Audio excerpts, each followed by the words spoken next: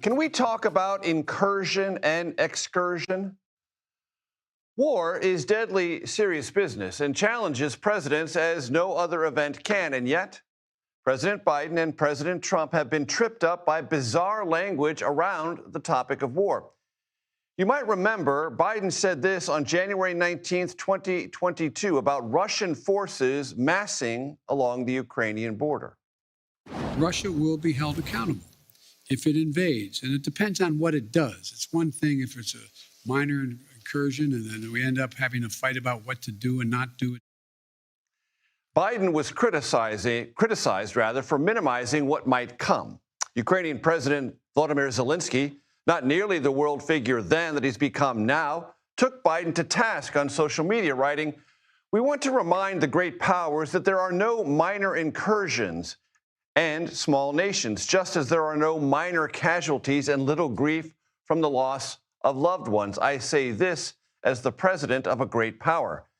Incursion, that word, did not age well. Here was President Trump yesterday referring to the war with Iran. We took a little excursion because we felt we had to do that to get rid of some evil. And I think you'll see it's going to be a short-term excursion. It is not my place to play semantic games with presidents about war language, but words matter because they convey, or at least they're supposed to convey, intent, direction, and objectives. You might be interested to know that Merriam-Webster's dictionary defines incursion as a, quote, hostile entrance into a territory.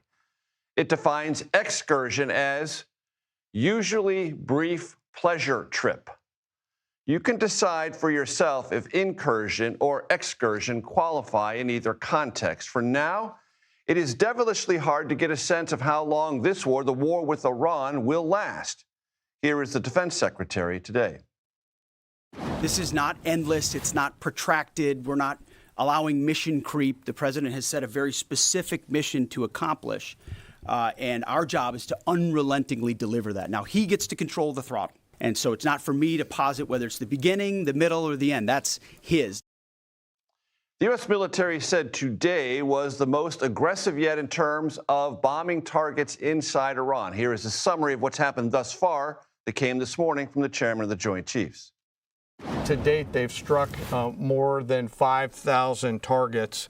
U.S. Strategic Command bombers recently dropped dozens of 2,000-pound GPS-penetrating weapons on deeply buried missile launchers across the southern flank.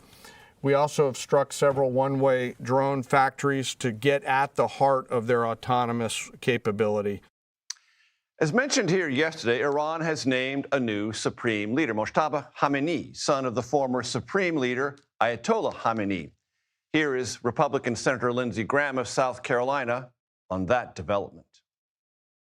There's no way you can say you won this war with an Ayatollah in charge. This Ayatollah is a religious Nazi. He's the son of the original Ayatollah. There cannot be a successful outcome and epic fury if people like that are still in charge. Graham, we should note, has been one of the most vocal supporters of President Trump's decision to wage this war on Iran. Here is Massachusetts Democratic Senator Elizabeth Warren on fears about how long this war might last. I'm very worried about how long this will drag on. We are hearing no logical estimates about when it will be over. Hegseth said it's over when Trump says it's over. That's why language about what's happened thus far matters. And very few, even in Trump's ardent MAGA base, would describe the events, the casualties, and the volatilities thus far, economic and otherwise, as an excursion.